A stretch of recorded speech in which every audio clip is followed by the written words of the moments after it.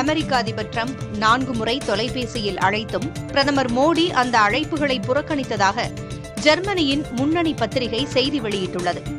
India America இடையிலான நீண்டகால நட்புறவு அதிபர் டிரம்பின் அதிரடியான வரி விதிப்பு கொள்கையால் சமீப நாட்களாக பாதிப்பில் உள்ளது.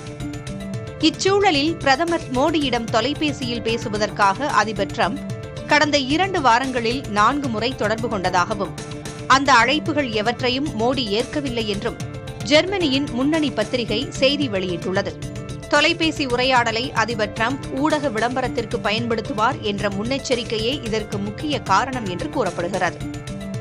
இந்தியா பாகிஸ்தான் மோதலை தான் நிறுத்தியதாக டிரம்ப் தொடர்ந்து கூறி வருகிறார்.